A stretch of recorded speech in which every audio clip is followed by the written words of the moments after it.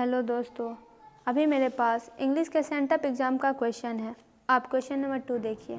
पूछा गया है explain any one of the following, यानी 4 क्वेश्चन दिए गए हैं। इनमें से आपको किसी एक लाइन का व्याख्या करना है और ये जो सारे लाइन है आपके जो इंग्लिश के चैप्टर्स दिए गए हैं उसी से लिए गए हैं। आज हम उसी एक्सप्लेनेशन आपको करवाने वाले हैं। तो ये जो एक्सप्लेनेशन यहाँ पे हमने लाया है वो लाया है टारगेट के गेस्ट पेपर से। तो हम चाहते तो इसको टारगेट के गेस्ट पेपर में ही बता सकते थे, लेकिन हमने ऐसा नहीं किया क्योंकि ये अक्षर इतने छोटे हैं कि ये आंखों से देखे भी नहीं जा सकते। तो इसलिए हम इसको प्रिंट कर लिए हैं और अब आपको प्रिंटेड फॉर्मेट में और बड़े बड़े अक्षर इससे मिलेगा ताकि आपको आंखों को कोई दिक्कत ना हो। तो फर्स्ट क्वेश्चन है, we notice that the mind is a restless bird, the more it gets the more it wants and still remains unsatisfied.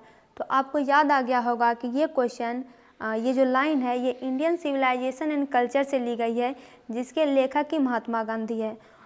वो बता रहे हैं कि हमारा जो मन है, हमारा जो माइंड है एक रेस्टलेस बर्ड है, यानी जिसको थोड़ा सा भी आराम नहीं है। एक चिड़िया है, जितना ये चाहती है उतना इसको और इच्छा करता है कि नहीं मेरे पास ये और होना चाहिए। अभी किसी इंसान के पास जैसे गाड़ी है तो वो क्या सोचेगा, मेरे पास एक कार होनी चाहिए।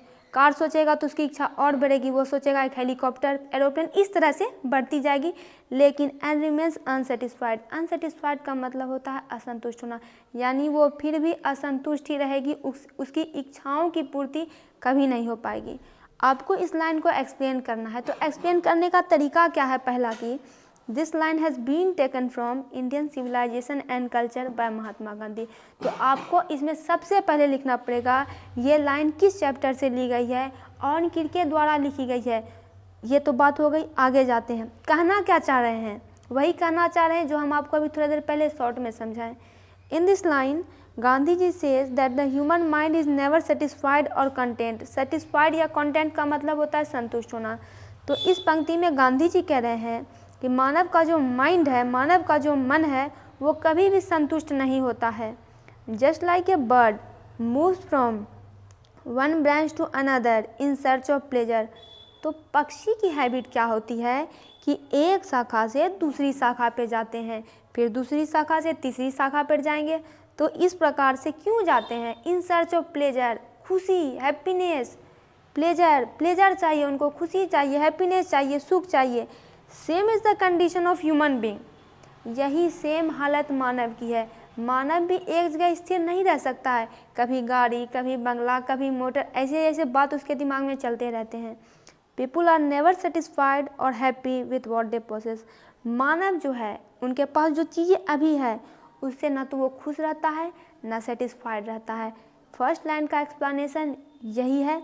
आप इसका स्क्रीनशॉट ले लीजिए और आप इसको निश्चित रूप से याद कर लीजिएगा। आगे बढ़ते हैं। The whole of Bharat is my home and its people are my family. आपको याद आ गया होगा कि ये line Bharat is my home से लिया गया है, जो कि जाकिर हुसैन के द्वारा लिखा गया है। ये उनके स्पीच से एक्सट्रैक्ट है। तो देखिए आगे बढ़ते हैं। कहने का मतलब है कि ये जो संपूर्ण भारत है वो मेरा घर है और यहाँ के जितने भी लोग हैं वो मेरा परिवार है। एक्सप्लेनेशन, तो फर्स्ट लाइन हम लिख देंगे कि ये लाइन किसके द्वारा लिखा गया है, कहाँ से लिया गया है। तो this line has been taken from Bharat is my home by doctor Zakir Hussain. देखिए, this line is a speech given by him after taking oath as president of India. Oath यानी शपथ, प्रेसिडेंट राष्ट्रपति, इंडिया भारत। ये जो लाइन है क्या है, ये एक स्पीच है जो उनके द्वारा तब दिया गया था जब वो भारत के राष्ट्रपति के रूप में शपथ ले रहे थे। He pledges to the countrymen that being the president of India and also the head of the highest office of the country। यहाँ पे जो है, यहाँ पे हो जाएगा कॉमा और ये जो H कैपिटल यहाँ पे दिया गया है यहाँ पे हो जाएगा स्मॉल h। आप इसको ठीक कर लीजिएगा। वो कह रहे हैं कि वह देश के लोगों को वचन देते हैं। He pledges to the countrymen, वह देश के लोगों को वचन देते हैं कि भारत के राष्ट्रपति होने के नाते और देश के सर्वोच्च पद के प्रमुख होने के नाते वह देशवासियों के प्रति पूर्ण समर्पण के साथ खुद को समर्पित करते हैं। He devotes himself with full dedication यानी पूर्ण समर्पण के साथ खुद को समर्पित करते हैं to his country man as they are like his family, क्योंकि ये भी उनकी परिवार की ही तरह है। He will take full care of them, वो इनका पूरा ख्याल रखेंगे, यानी जो भारतवासी हैं, भारत के जो लोग हैं, वो उनका पूरा ख्याल रखेंगे। एंड सर्व देम प्रॉपरली, और बिल्कुल नियोजित ढंग से, बिल्कुल प्लानिंग ढंग से वो उनकी सेवा करेंगे। तो दोस्तों, आप ये जो 2 एक्सप्लेनेशन हैं, इन दोनों का स्क्रीनशॉट ले लीजिए, इसको ठीक से याद कीजिए।